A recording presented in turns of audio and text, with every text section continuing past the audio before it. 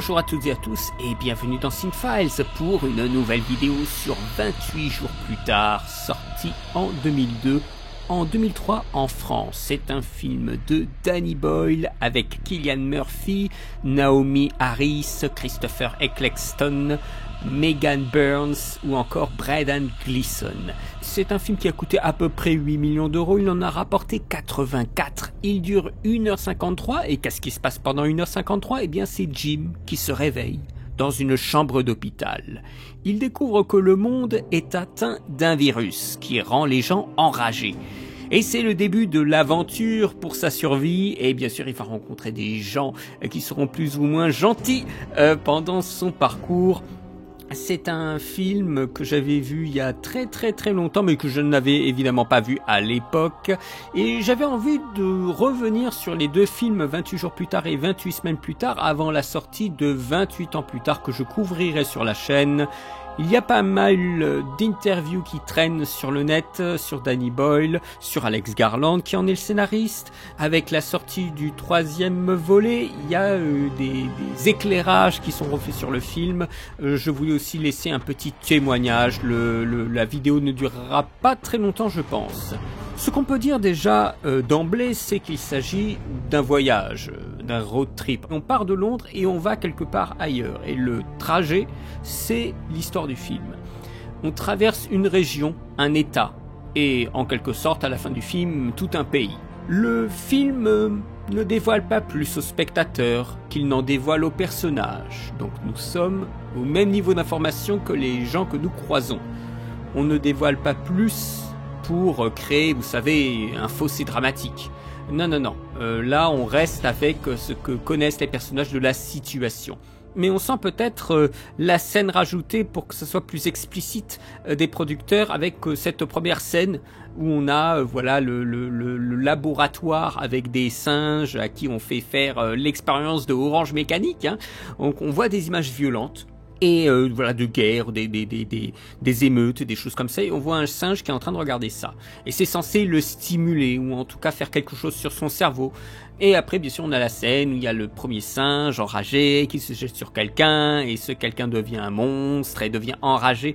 Voilà. Mais je pense qu'on aurait pu carrément enlever cette séquence et commencer directement sur Jim qui se réveille. Et oui, je refais le film. Non, je trouve que cette première séquence, elle est trop explicite. On a le scientifique qui dit les choses trop clairement. C'est vraiment in your face parce que il fallait un peu plus de contexte. Donc, on met cette scène-là. Je la trouve horriblement mal filmée. C'est un peu n'importe quoi. Après, c'est dans l'air du temps. Mais je trouvais que ça jure, en fait, avec toutes les premières 10 minutes quand Jim se réveille, à l'hôpital, avec la mise en place du décor, l'urbain revisité. Enfin, c'est tout un truc avec Londres qui est super bien montré. Il n'y a aucune musique, donc il n'y a aucun destin préétabli par la musique. C'est 10 minutes de solitude.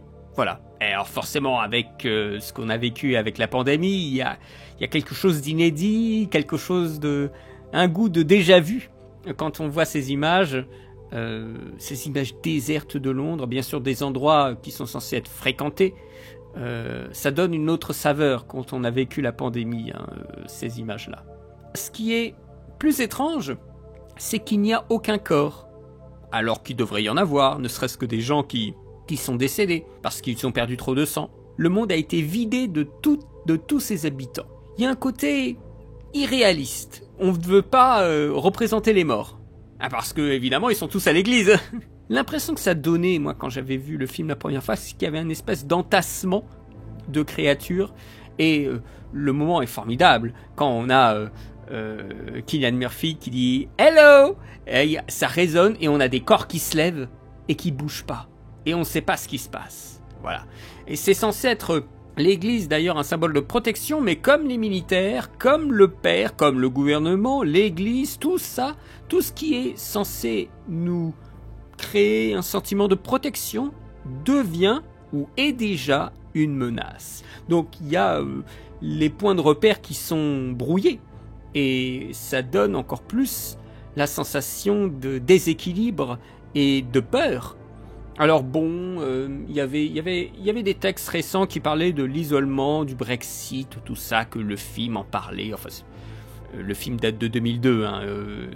Je veux bien comprendre qu'on peut imaginer des choses, mais il faut pas... forcément, on peut dire n'importe quoi et c'est comme le fusil plein de clous, à un moment il y en a un qui touche, mais ça devient un peu ridicule. C'est vrai que quand ils disent « et le gouvernement », il n'y a pas de gouvernement. C'est un peu sentencieux, mais je pense pas que ça soit en liaison avec le Brexit. On peut faire toujours dire des choses à un film qui date d'aussi longtemps, hein. Et c'était pas parce que les gens avaient déjà l'idée du Brexit, hein. Ça n'existe pas. Mais il y a un isolement qui est clair dans le film, qui est montré par une personne isolée du reste du groupe, une personne isolée par rapport aux instances religieuses ou gouvernementales, et même isolée par rapport à ceux qui sont censés nous protéger, les militaires. Alors ce film a aussi sonné une sorte de revival de films de zombies avec les Resident Evil et le remake de Dawn of the Dead aussi par Snyder. Mais ce qui est amusant, c'est qu'on dit assez rapidement que c'est un revival de films de zombies, mais Alex Garland, lui, il en avait rien à cirer. Il le dit en interview, hein. Voilà les différences entre les infectés, les morts-vivants, qu'ils soient réanimés ou non. Bon, il n'y a qu'Internet pour se poser des questions, hein. Lui, il voulait juste des zombies qui courent en pleine journée. Voilà. Et c'est dans la lignée des films de zombies.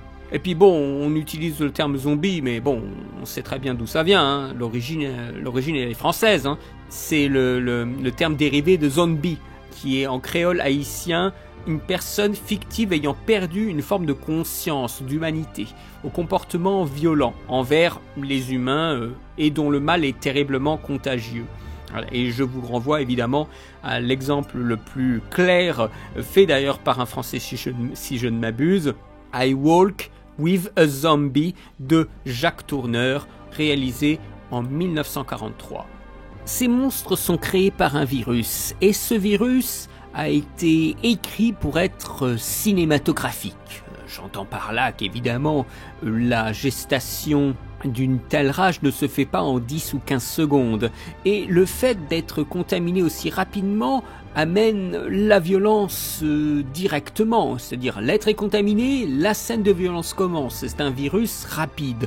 Dans la même scène de l'infection, le mec devient une menace. Il n'y a pas du tout, vous savez, ce qu'on pourra imaginer pour des mutations ou des maladies, un truc à garder en secret, tout ça. Non, ça rend instantanément la scène dramatique. Et c'est en cela que ce virus a été créé pour être cinématographique, pour être aussi un virus d'action, pour créer des scènes d'action.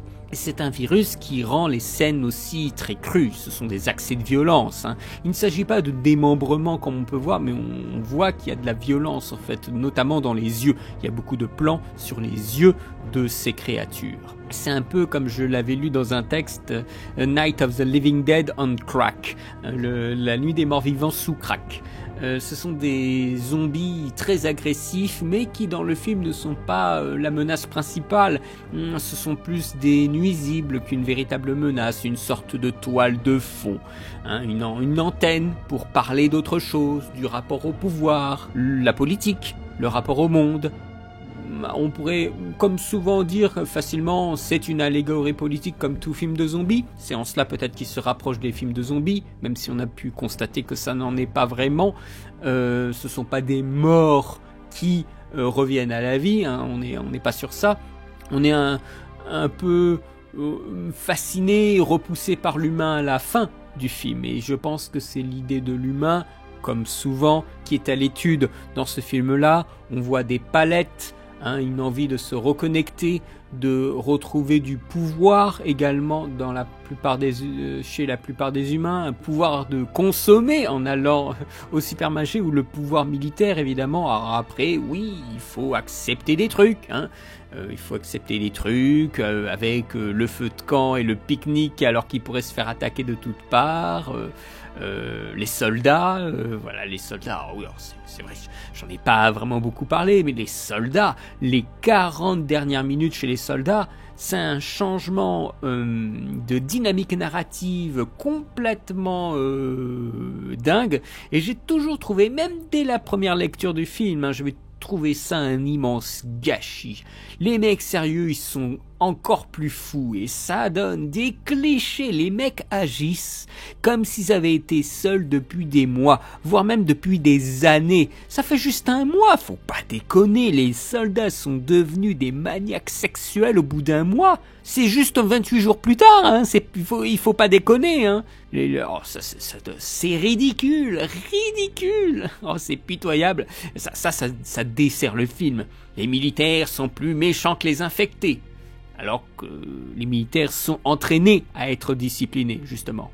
Alors oui, c'est le mal inhérent à l'homme, c'est une cliché boursouflé, voilà. Il y a le chef des militaires qui dit une phrase qui est intéressante, des humains tuant les humains. Oui, ça fait résonner un peu, c'est si on n'avait pas compris, hein, à tout hasard, mais tout ça est un petit peu gênant, à la longue, avec le recul également. Chose qui sera repris aussi dans le deuxième volet, donc c'est des choses, on n'en sort pas, mais il est clair que le 28 ans plus tard ce sera encore la même chose, donc on n'en sort pas de cette boucle. On sait, est-ce que vous pouvez pas faire varier quelque chose, hein, dans votre discours à la con, parce qu'on sait très bien que, non mais il faut dire aussi les choses, oh là là, l'humain il est méchant et tout ça, oui, on le sait, et alors, c'est pour nous mettre, en garde de quoi? On le sait, ce sont des films qui sont vains, donc ces messages sont vains. Ce sont juste des témoignages, ah oui, le témoignage qui n'aura pas varié d'un copec en 20 ou 30 ans. Moi, je trouve ça désespérant, assez inutile, et c'est très irritant de se rendre compte qu'il y a pas de variation. C'est toujours les mêmes scripts robotiques là qui nous disent toujours un peu les mêmes choses. J'espère que 28 ans plus tard on fera quelque chose de plus. Il semblerait que dans la bande-annonce on nous parle d'une sorte de culte, du culte aux morts, ou avec des visages, voilà, derrière des masques. Peut-être il y aura quelque chose de l'ordre du religieux qui se mêlera à tout ça. Il faudra voir un peu comment tout ça fonctionne. Mais là, je suis atterré parce que c'est toujours la même rengaine. C'était déjà le cas dans Day of the Dead de Romero, que les militaires étaient plus dégueulasses que... Donc au final, on se fait chier, quoi. Cette partie avec les militaires, on se faisait chier, quoi. Mais grave. Et genre, les militaires qui apprennent à vivre, les mecs qui savent même pas faire de la cuisine, quoi. Mais qu'est-ce que c'est que ces militaires en carton? Alors on nous a dit, oui, ils ont subi des entraînements pour savoir manier les armes. Oui, non, mais ils ont juste fait le maniement des armes, ils ont rien fait d'autre, hein. Non mais voilà, ça c'est le script, ça c'est Garland et ces grosses ficelles, c'est assez désespérant. Et en tout cas, finalement, ce n'est pas ça qui m'a le plus intéressé, hein. Malheureusement c'est ça sur quoi se termine le film pendant 40 minutes, alors qu'il y a d'autres thèmes qui sont plutôt intéressants, l'espoir, la recomposition d'une famille et le moment de la liberté avec ces chevaux comme ça qu'on voit passer avec une très belle musique. C'est un moment intéressant parce que c'est un moment qui est suspendu au temps, donc les mecs rêvent d'ailleurs, rêvent d'autre chose, rêvent d'un milieu plus naturel, hein, alors qu'avant on était dans un milieu urbain. L'urbain et le naturel, hein, et comment le naturel, donc l'humain libéré de ses frontières de convention sociale amenées par la ville, devient en fait plus réel, plus puissant, plus sauvage. Donc là, ça c'est quelque chose qu'on aurait pu creuser. Oh là là là là, mesdames et messieurs, c'est pas évident, un film pareil. Alors c'est un film qui a des choix, hein. Alors c'est un film qui fait des choix. Il fait des choix aussi vis-à-vis de son budget. Pas de stars, juste des gens ordinaires. Pas d'argent, donc plus de liberté. Est-ce un film naturel pour autant? Non, pas forcément. C'est un film qui a choisi comme premier choix Ewan McGregor, mais il n'était pas disponible. Puis Ryan Gosling, mais il n'était pas disponible. Donc ils ont pris Cillian Murphy, troisième choix, mais peut-être le plus clair. Ça a boosté sa carrière. Christopher Nolan avait dit dans une interview que c'est parce qu'il avait vu Cillian Murphy pour 28 jours plus tard qu'il l'a casté pour son Batman Begins. Donc avoir des films comme ça qui deviennent populaires, ça aide beaucoup parce que ça permet de voir dans le collimateur des gens. Et ce Jim, il est pas mal parce que c'est un naïf. C'est candide. Il va découvrir le monde et découvrir ses règles. Là où on a la Naomi Harris qui est déjà dans ce monde-là et qui va lui apprendre les choses. Et le fait de commencer avec un personnage qui soit candide, eh bien, on va pouvoir percevoir l'évolution du personnage et jouer sur un contraste avec le conflit. et voir qu'à la fin, il a changé. Il y a quelque chose où ça change, en fait. Et un point de bascule, par exemple, c'est cette très belle scène quand il va voir ses parents. C'est assez cliché, hein, avec en fond une musique d'enfant, avec une petite comptine d'enfant, mais on a Jim qui retrouve ses parents suicidés et sur leur lit avec un message pour leur fils. On t'aime énormément, on t'a laissé t'endormir, maintenant c'est nous qui dormons, ne nous réveille pas. Voilà, un truc comme ça, c'est super touchant, c'est glaçant aussi. Mais bon, Jim, il fait un peu la grosse victime pendant tout le film, et à la fin du film, on ne sait pas trop pourquoi, on dirait qu'il manque des scènes. C'est encore une fois un problème d'écriture, hein. La fin, la dernière partie du film, il y a un problème, hein. Il devient, Jim, le super prédateur, hein, ça passe toujours pas pour moi. C'est un changement qui n'est vraiment pas lisse. Il devient complètement agressif, complètement maboule. Alors c'est à des fins, je suppose, thématiques, hein, donc ce n'est plus narratif, c'est thématique que le personnage varie comme ça. Il n'y a presque aucune distinction avec l'infecté. Voilà, il y a un moment, il y a Jim qui tue un soldat en enfonçant ses doigts dans les orbites. À un détail près, c'est qu'à un moment, il parle. Il est donc apte à communiquer avec l'autre. Et Naomie Harris arrête de... Enfin, s'apprêter à le tuer et finalement, non. Mais c'est pas... C'est un peu con, quoi. Enfin, c'est très irritant de voir un film comme ça qui a un très très bon setup, 10 premières minutes qui sont superbes. Et à un moment, ça se barre en couille, quoi. L'écriture se barre en couille. En plus de plein de petites choses comme ça, on se dit mais vous instaurez des règles et vous ne les appliquez pas. Là on voit la Naomie Harris attaquer à la machette les gens infectés et juste après on nous dit oui attention les gouttes de sang ça pourrait tomber quelque part et vous seriez infecté tout ça. Et elle s'excite avec la machette comme ça. Mais c'est... Et elle met du sang partout, enfin c'est... Waouh, les gars, ils sont complètement fous. Et juste après, on a le père qui se protège de la tête aux pieds, et hop, à un moment, il se dit « Oh, je suis en famille, je me protège plus !» Et hop, il se fait avoir bêtement. Oh là là, les personnages font de ces erreurs. Mais à la limite, c'est peut-être intéressant qu'ils fassent des erreurs, mais il faudrait les punir, en fait, pour leurs erreurs. Et il n'y a pas que les militaires qu'on devrait punir, ce sont aussi les gens...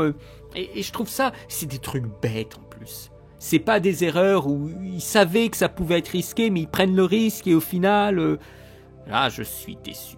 Je suis déçu parce que là, j'ai laissé gamberger un peu le film, ça fait des semaines que je ne l'ai pas revu. Et là, j'attaque la critique et je me rappelle de détails, c'est très irritant. Alors bon... Tous ces acteurs, ils ne survivent pas beaucoup, et quand ils survivent, ils ne survivent pas beaucoup dans l'esprit du spectateur, dans la mémoire. Ce sont des silhouettes autant que les créatures. À la différence près que les créatures, on a eu des castings particuliers pour eux. Ce ne sont pas monsieur ordinaire qu'on a recruté. Non, ce sont des athlètes ou des danseurs. Il fallait courir dans une certaine énergie psychologique, vraiment une sorte de rage, hein. On mettait des lentilles de contact rouge pour les infecter, pour montrer oulala, ils sont pas beaux, hein. Donc il y avait une certaine dynamique corporelle à donner aux enragés. On devrait plutôt les appeler les enragés plutôt que les infectés, hein. Je ne suis pas convaincu par le casting, mais parce qu'il ne m'a pas laissé une trace. Alors que ça devrait être l'idée de survivre. Ça devrait être quelque chose qui importe du charisme, mais au final, c'est assez décevant. Ce qui ne leur a pas coûté très cher non plus, c'est le tournage du film, à peu près 9 semaines, avec des petites caméras légères, 8 Canon XL1 mini DV. Ah, la mini DV, j'ai connu ça, c'est pas une mince affaire. La DV, c'est une impression avant tout donné à l'écran de documentaires ou de reportages, de caméras aussi proches des caméras familiales de l'époque. Ce côté digital, c'est aussi une esthétique. C'est granuleux, c'est sale, c'est un peu repoussant. Et ça fait son petit effet à 2 moments précis. Le moment où il y a la pluie, à la fin du film, et le moment dans le tunnel. Là, je trouve que dans le tunnel, c'est peut-être la scène la plus réussie, avec ces contrastes entre noir et blanc, et qui se reflètent sur les parois du tunnel. C'est absolument magnifique. Et bien sûr, le suspense grandissant. C'est un film malheureusement, ça c'est plutôt le désavantage, qui a vieilli avec l'utilisation de cette caméra numérique. Alors ils ont fait ce qu'ils ont pu pour tirer le meilleur, notamment avec le chef opérateur, qui est Anthony Dodd Mantle, qui est celui qui s'occupait des images des films du Dogme 95, donc Feston, Mifune et Julien Donkeyboy. Le Dogme 95, c'était une sorte de prêchi-prêcha pour des images réelles. Il n'y avait pas de lumière de studio, essayer de tourner en extérieur, enfin c'est même pas essayer, c'est obligation de tourner en extérieur ou dans des intérieurs où les éclairages ne sont que ceux de la salle, tout simplement. Voilà, il y avait une liste de contraintes et ceux qui rentraient dans ces contraintes pouvaient adhérer au Dogme 95 et même malheureusement il n'y a pas eu beaucoup de films qui ont accédé à ce titre en particulier, mais bon voilà, le chef opérateur s'est occupé aussi de l'utilisation de ces petites caméras chez Danny Boyle. C'est un travail de caméra à l'épaule avec des plans souvent débulés, ça c'est quelque chose qui est, me semble-t-il, propre à Danny Boyle. C'est très fréquent, c'est pas propre à lui, mais c'est très fréquent dans son cinéma. J'en ai encore vu pas mal dans un film récent que j'ai vu de lui, Trans, qui est pas mal. Il y a de bonnes idées dans Trans. L'idée de plongée contre plongée, ça c'est quelque chose de très parlant chez lui, ça évoque la perte de repères, les angles surprenants également, un point de vue subjectif d'une goutte de sang qui tombe sur le pauvre Gleason. L'étalonnage, les flashs, notamment pour la première scène, ce qui rend, je trouve, la lecture compliquée. Elle n'est pas compliquée dans le sens où c'est difficile à comprendre, on comprend ce qui se passe, mais c'est très agressif au regard. Et moi qui ai maintenant la vue très sollicité tous les jours, à coup de plus de 15 heures par jour devant les écrans, je peux vous assurer que des effets stromboscopiques ou des flashs agressifs, moi ça m'énerve. Voilà, ça m'irrite énormément. Ça irrite mes yeux et ça irrite mon humeur. Et des principes comme ça, c'était en vogue à l'époque, hein. Ça me vieillit vachement mal et c'est pas très agréable au final pour les yeux. Mais ça permet un tournage forcément plus léger, hein, donc ils pouvaient vite faire les plans, limiter le temps de préparation, parce que il fallait que ce soit stratégique, notamment pour les 10 premières minutes du film, qui sont à Londres, où il faut vider, bloquer une partie de la ville ou des morceaux d'autoroute. Alors ils ont fait ça le dimanche matin. Et pour l'anecdote, pendant le tournage sur le pont, qu'on voit dans le film, voilà, il y avait un peu des déchets, ils avaient habillé un petit peu comme ils pouvaient le pont, et ils étaient prêts à tourner, et là il y avait un mec du nettoyage qui se pointe sur le pont et qui commence à nettoyer. Alors il fallait vite lui expliquer, parce qu'il n'avait absolument pas le temps de faire quoi que ce soit. Voilà, c'était des choses comme ça, c'est très amusant, c'est toujours des situations très à risque, et donc on tourne tôt le matin. Je me rappelle encore, je vous en avais parlé, de Ne le dis à personne, où ils avaient tourné la course avec François Cluzet tôt le matin sur le périph' de Paris, si je me souviens bien. La scène du tunnel est celle qui est la plus marquante. Il y a des choix de cadrage assez forts. Les idées de créatures qui arrivent comme des ombres sur les parois blanches du tunnel, c'est super réussi. Le montage alterné est trépidant. Le film devient presque du noir et blanc. Et d'un coup, d'un seul, on voit un visage collé sur la vitre tout rouge à cause des phares. C'est super réussi. Le rapport couleur dans la scène du tunnel, c'est super bien. Et ça rend presque le moment un peu irréel. Et c'est pas le seul moment d'ailleurs. Il y a des choses très créatives et colorées qu'ils font, notamment sur le toit avec les bassines pour récolter de l'eau. C'est superbe. Alors, on donne une drôle d'impression au décor. C'est vraiment bien. Il y a des moments poétiques avec les chevaux comme ça dans le pré qui se baladent. Et ceci est contrebalancé avec des moments de montage serré, où vraiment les plans ils ne durent pas très longtemps. On surdécoupe l'action, ça c'est un grand classique, avec, vous savez, l'explosion de la station-service. Moi je suis pas convaincu de ça. Après, c'est une esthétique de l'époque. Évidemment, j'ai lu aussi que le premier montage avait été fait sans musique. Alors, c'est peut-être pour ça que j'ai un petit problème avec la musique, c'est qu'ils ont égayé le film avec des musiques, et pas forcément des musiques de film, mais des espèces de soundtrack même pas, c'est pas du score, c'est une espèce de brouhaha anglais. Il y a des scènes, c'est moche, la scène par exemple pour le supermarché, ça fait perdre l'intensité de certaines scènes. Elles rendent en fait l'environnement visuel un peu fouillis. Voilà, en faisant pas des choix plus forts, en mettant de l'espèce de chanson pop pour tenir les fonds sonores des séquences, c'est un peu pitoyable. Mais maintenant que j'ai vu cette information que, voilà, semble-t-il, le premier montage était plus terrifiant, je pense surtout aux 10 premières minutes, eh bien, oui, certes. Alors voilà, les compositions qui étaient brillantes de John Murphy sont noyées dans du pop, dans de la musique pop absolument nulle, hein, alors qu'il a fait des très très très beaux morceaux. An Ending, qui est un morceau un peu planant, un peu atmosphérique, qui est magnifique, et bien sûr le morceau légendaire, doré, In the House, in a Heartbeat, utilisé absolument partout, à peu près au même niveau que Requiem for a Dream, hein. Partout dans les autres films, dans Kick-Ass, dans des pubs, des trailers, des jeux vidéo, ça n'en finit plus, le morceau est complètement iconique. Le problème que je reprocherais, c'est qu'il n'est pas placé à un moment où ce morceau, In a Heartbeat, explose comme ça dans la chorégraphie des corps, dans la mise en scène. Je crois de mémoire que le morceau n'apparaît qu'à la fin. Je peux me tromper, hein, je me souviens plus s'il apparaît au début, mais à la fin il est réutilisé et il est noyé en fait. Il y a pas quelque chose qui fonctionne bien avec lui. Là où le deuxième film fera un effort particulier pour mettre une valeur sur cette musique qui est plus forte, je trouve. Qu'est-ce que je vous dis encore sur le son? Oui, il y a quelque chose qui font plusieurs fois dans le film que je trouve très efficace quand on parle de films noyés dans le son.